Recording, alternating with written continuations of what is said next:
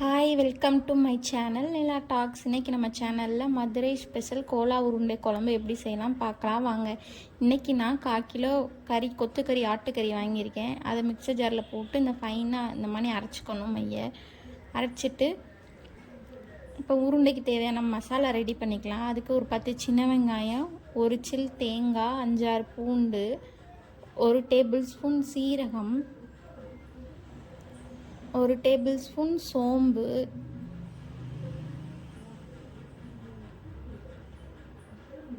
10 மிளகு, ஒரு 5-6 முந்திரி பருப்பு, ஒரு துண்டு பட்டை, கொஞ்சோண்டு கருவேப்பிலை,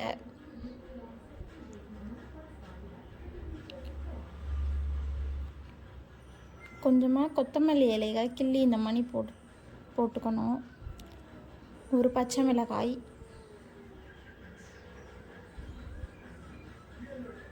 5-6 கிராம்பு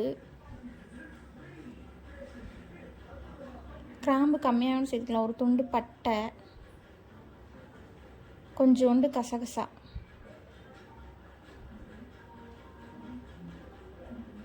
ஸ்டார் பூ சின்ன வரம்பையும் போட்டால் கசக்கும். இது எல்லாத்தையும் சேர்த்து நல்லா மிக்சர் ஜாரில் சேர்த்து நல்லா அரைச்சிக்கலாம். குறைன்னு அரைச்சிட்டு ஒரு டேபிள் ஸ்பூன் மஞ்சள் தூள், கொஞ்சோண்டு உப்பு, கறிக்கு தேவையான உப்பு, ஒரு டேபிள் ஸ்பூன் கறி மசால் தூள், நம்ம கரம் மசால் தூள் இருக்குல்ல அது, காரத்துக்கு தேவையான அளவு மிளகாய் தூள் கொஞ்சமாக சேர்த்து இதையும் திரும்படியும் சேர்த்து அரைக்கணும். நல்லா வலுவலுன்னு அரைக்கணும். தண்ணி சேர்க்காமல் அரைக்கணும். பூ மாதிரி, தேங்காய் பூ மாதிரி அரைச்சி வச்சுருக்க கறியோடு மிக்ஸ் பண்ணிடணும்.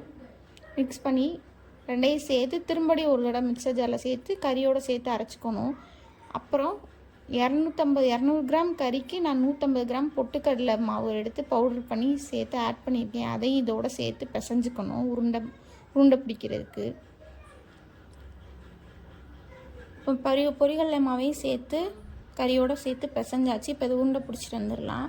இந்த கேப்பில் குழம்புக்கு தேவையான மசாலா அரைக்கணும். அதுக்கு நான் சின்ன வெங்காயம் 10, கசகசா, சோம்பு, பட்டை, கிராம்பு, இஞ்சி, பூண்டு எல்லாம் சேர்த்து அரைச்சி எடுத்துகிட்டு வர போகிறேன். அரைச்சி வலுவலுன்னு குழம்புக்கு தேவையான மசாலா வலுவலுன்னு அரைக்கணும்.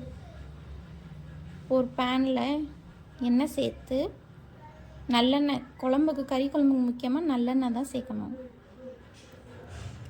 நம்ம தாளிக்கிறதுக்கு தேவையான பிரிஞ்சி இலை, சோம்பு, பட்டை, கிராம்பு, ஏலக்காய் எல்லாத்தையும் சேர்த்து நல்லா பொரிய விடணும். அப்புறம் சின்ன வெங்காயம் ரெட்டையாக கட் பண்ணி அதையும் சேர்த்து நல்லா தாளிக்கணும். கொஞ்சோண்டு கருவேப்பிலையில்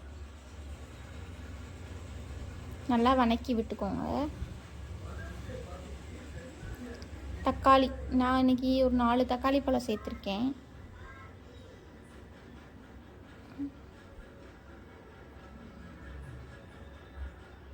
அது நல்லா வதங்குறதுக்கு கல்லுப்பு போட்டு நல்லா வதக்கி விட்டுக்கணும். அதுக்கு 1 டேபிள் ஸ்பூன் மஞ்சள் தூள், தக்காளி நல்லா வதங்குறதுக்கு. தக்காளி நல்லா வதங்கிடுச்சு. இப்போ இந்த டயத்தில் குழம்புக்கு தேவையான குழம்பு பொடி, நம்ம வீட்டிலேயே செஞ்ச பொடி, அதையும் சேர்த்து நல்லா எண்ணெய் பிரிகிற அளவுக்கு பரட்டி விட்டுக்கணும்.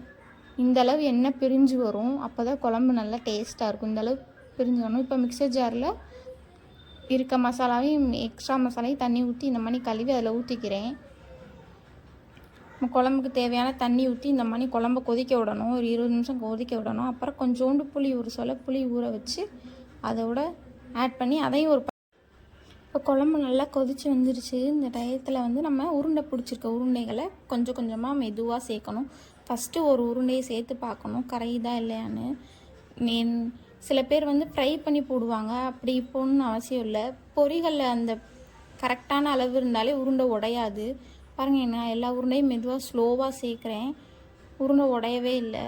தள்ளி சேர்க்கணும். உருண்டைக்கு மேலே உருண்டையை சேர்க்காமல் தள்ளி சேர்த்தா ஒன்றோட ஒன்று ஒட்டாமல் ஸ்மூத்தாக வெந்து வந்துடும்.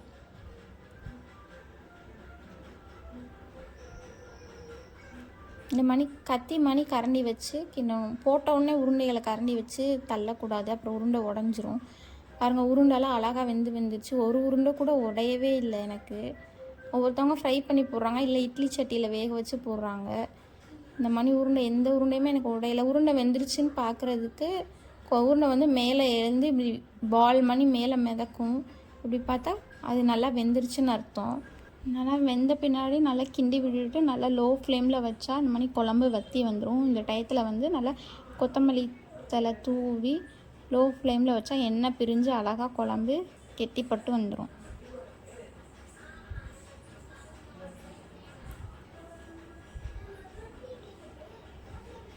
பார்த்திங்கன்னா குழம்பு நல்லா கெட்டியாக வந்துருச்சு. இதுதான் மதுரை ஸ்பெஷல் கோலா உருண்டை, மட்டன் கோலா உருண்டை குழம்பு. நீங்களும் ட்ரை பண்ணி பார்த்துட்டு எப்படி வந்துச்சுன்னு சொல்லுங்கள். இன்னும் தொடர்ந்து இதே மாதிரி ரெசிபி வேணும்னா நம்மளோட நிலா டாக்ஸ் சேனலை சப்ஸ்கிரைப் பண்ணிக்கோங்க. தேங்க்ஸ் ஃபார் வாட்சிங். அடுத்து நெக்ஸ்ட் வீடியோவில் இதே மட்டன் கோலா உருண்டை எப்படி ஃப்ரை பண்ணலாம் பார்க்கலாம்.